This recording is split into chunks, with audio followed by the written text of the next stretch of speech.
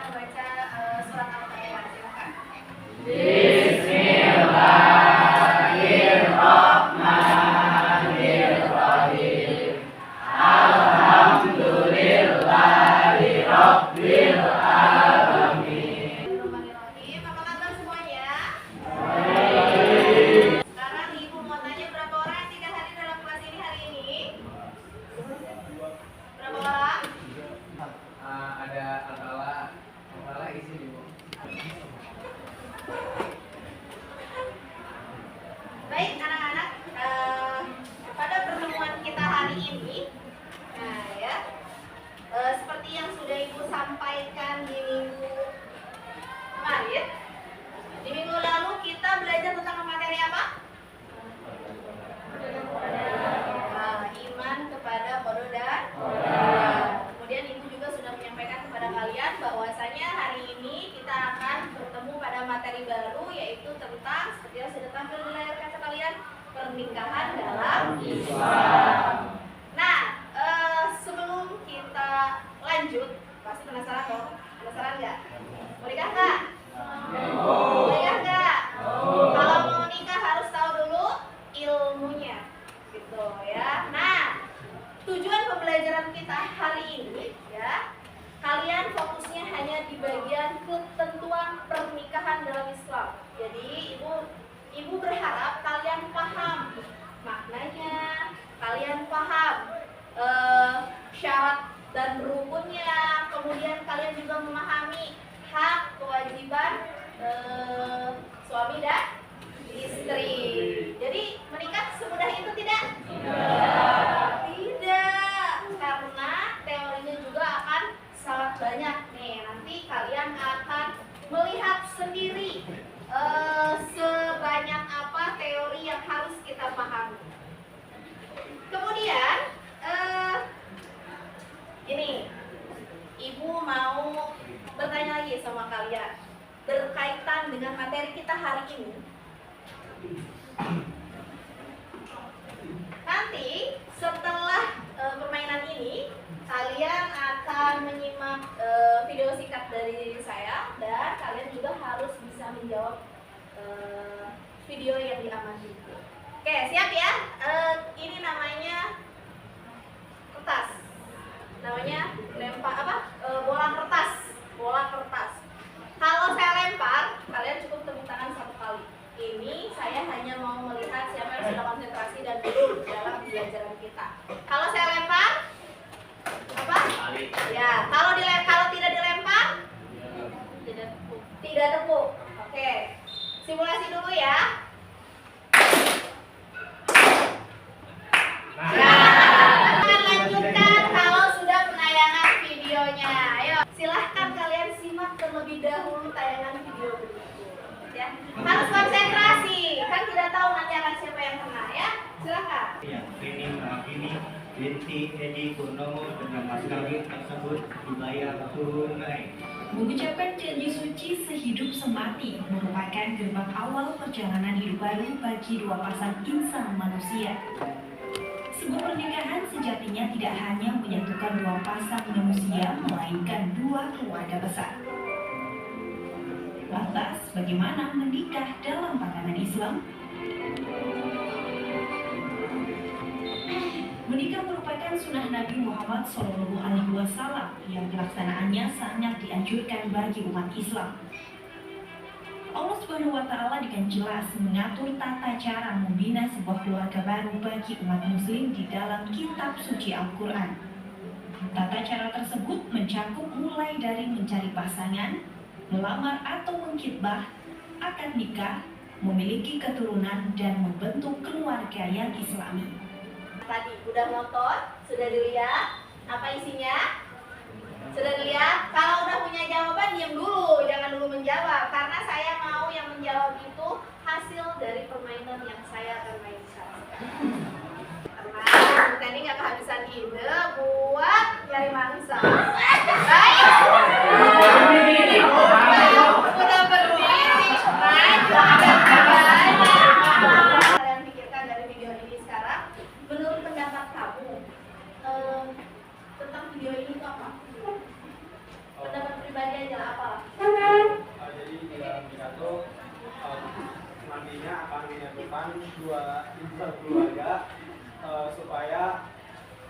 nanti keluarga tersebut tuh adanya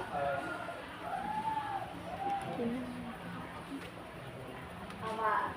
Sebuah ikatan.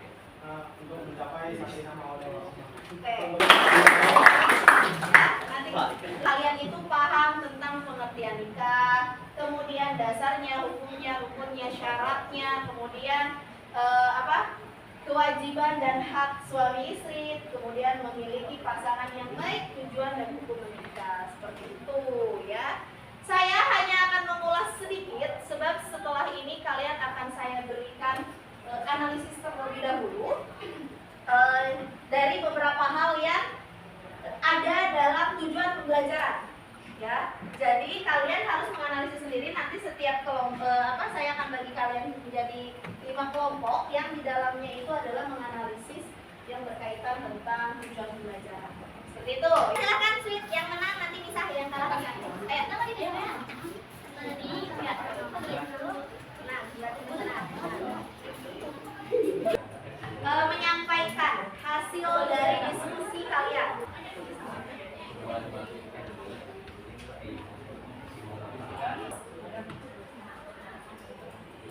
Jawabannya boleh di kertas belakangnya kalau tidak cukup ya.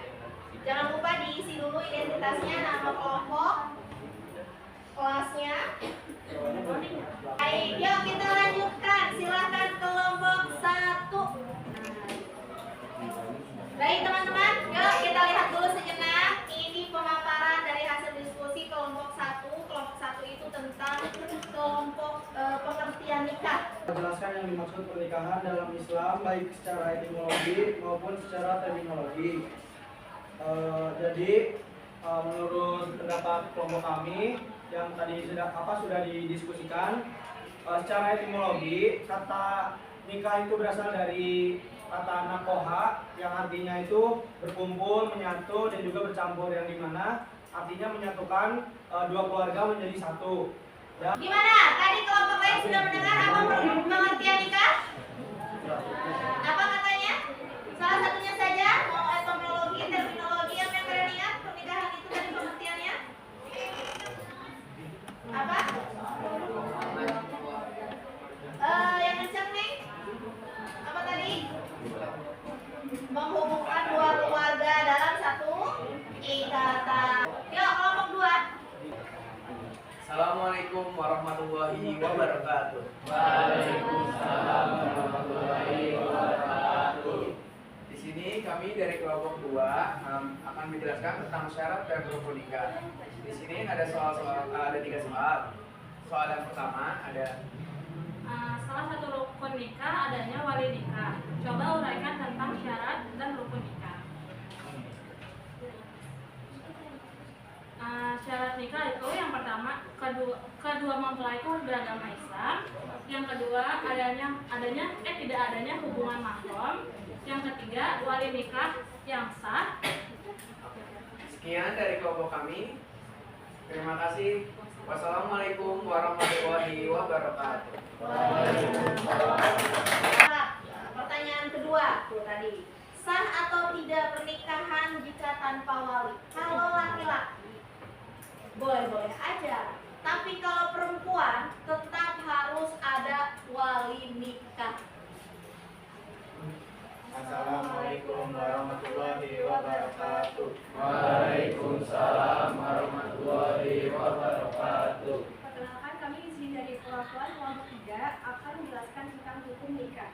Soal yang pertama, jelaskan tentang hukum nikah menurut syariat Islam. Itu wajib yaitu bagi orang yang memiliki kemampuan fisik, mental, ekonomi maupun akhlak untuk melakukan pernikahan. Jadi yang pertama wajib karena apabila hukumnya sepasang suami istri itu mampu menjalankan suatu pernikahan. Selanjutnya yang kedua yaitu hukumnya sunnah, yaitu bagi orang yang telah mempunyai keinginan untuk menikah namun tidak dikhawatirkan dirinya jatuh kepada maksiat. Oke, keren ya. Ini kelompok 3. Tadi pertanyaannya saya ada yang menarik, itu katanya gini. Bagaimana kalau menurut Anda jika ada yang tidak mau menikah? Otomatis ini kalian harus menjawab versi kalian sendiri ya, versi kelompok tentunya. Diperbolehkan, tapi dengan beberapa syarat dan ketentuan yang ada. Dengan alasan-alasan yang tadi disampaikan oleh kelompok ini, menurut saya itu alasan yang memang cukup baik, cukup bijak.